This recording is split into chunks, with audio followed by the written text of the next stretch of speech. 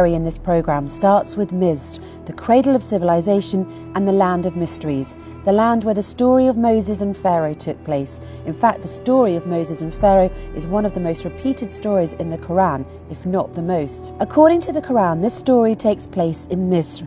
The Quran narrates what Pharaoh said, "Don't I own Misr and these rivers that are running from beneath?" Moses also addresses the Israelites and says, "Descend to Misr." Where exactly is Misr that is being referred to in the Quran, and what are its borders? Is it the current Egypt that we know now, with borders from Alexandria in the north to Aswan in the south? Well, the short answer to this question is no. This is actually not what the Quran refers to as the land of Misr, and this is certainly not its borders. Misr means the Nile Valley. Its borders are not just from Alexandria to Aswan.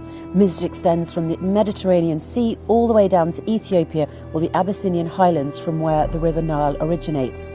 These countries along this line have always been, across history, one country ruled by one king. Ancient Egyptians, Persians, Ptolemies, Romans, also the Muslim conquests, Rashidi, Umayyads, Abbasi, Fatimiyyan and Ottoman kingdoms ruled Misr as one country. These recently imposed borderlines that divided Misr to Egypt and Sudan were in place only in 1899 upon instructions from the British colony who were there at the time. This was the first and most dangerous formal division for Misr into a northern country named Egypt and a southern country named Sudan. The word Misr was mentioned 5 times in the Quran, where it came in 2 different forms. The first without nonation, meaning the homeland where Egyptians used to live. And said this who had brought him from Misr, "Don't I have the reign of Misr? You shall enter Misr." Also, in another form with nonation, "You shall descend to Misran," meaning the civilized city. The reference to this civilized land, or the civilization of the Nile Valley, as mentioned in the Quran, refers to the land of Egypt, Sudan, up until the Abyssinian highlands, not just Egypt.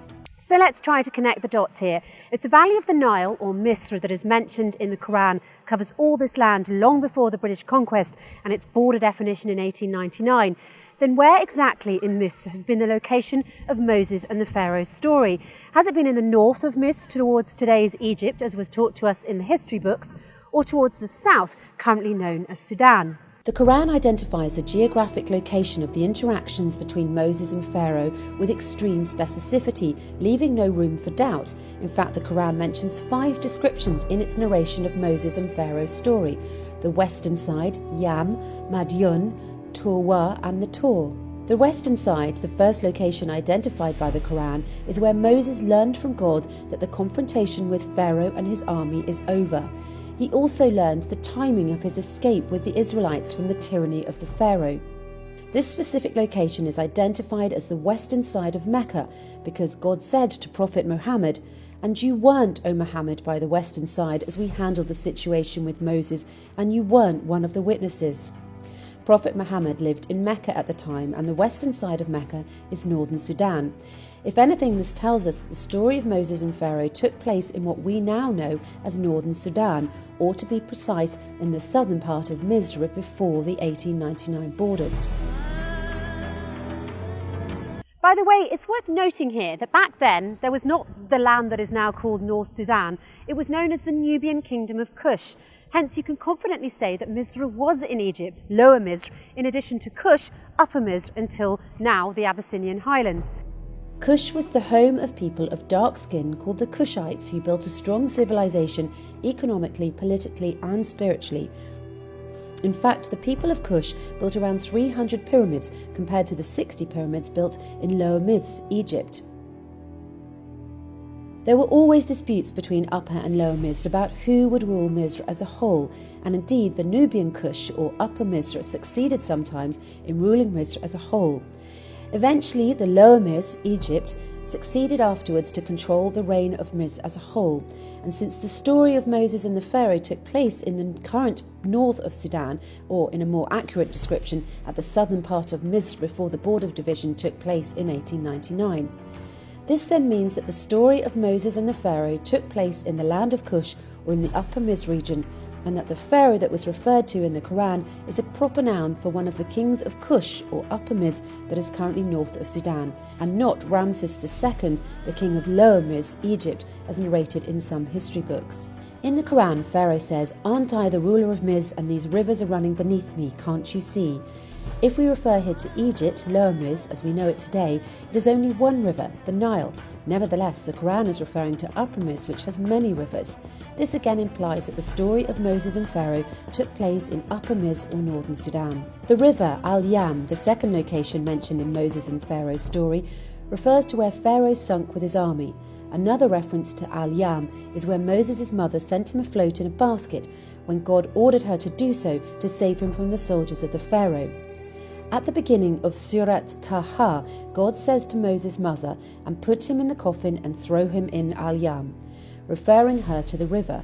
In the same chapter, towards the end of the story of Moses and Pharaoh, God says, "And the Pharaoh and his soldiers followed them, and they've seen from Al-Yam what they've seen." So while we agree that Moses at the beginning of the story was thrown in Al-Yam and the Pharaoh at the end of the story sunk in Al-Yam, we associate two meanings to Al-Yam. We claim that the first Al-Yam is the River Nile and contradict ourselves by saying that the second Al-Yam refers to the Red Sea, where the Pharaoh and his army supposedly met their fate. Wrong. Both instances refer to the river where Moses was left as a child and the place where the Pharaoh and his army sunk beneath the waters. It's clear that Al-Yam in the Quran refers to the same location, which is the River Nile, specifically the part of the Nile in northern Sudan. In fact, the word yam linguistically means water as a source of life and food, and it was used to refer to the Nile Valley in this region, starting from the 4th cataract to the 6th cataract. This area, Yam, is one of the most fertile areas in the Nile Valley and is now called Shendi Branch, where the Nile starts to become wider and with lower fertile banks. Obviously, you're beginning to question here, what about the verses in Quran that explain Moses crossing the sea and the fatal ending of Pharaoh and his army beneath the waters? The Quran says, "And as we parted the sea, and we rescued you and sunk Pharaoh and his followers while you were wandering." Let's address this. The Quran was revealed in Lesson Arabic, so they understand. Arabs use the word bahra for sea or for any large body of water like oceans, seas, rivers, lakes, etc.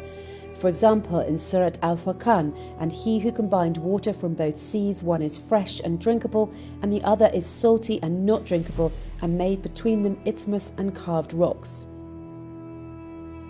Similarly, "And the two seas are not equal. This is fresh and drinkable, and this is salty and not drinkable." The Quran here is clearly referring to the sea as a big body of fresh or salty water, whether it's actually a river or a sea.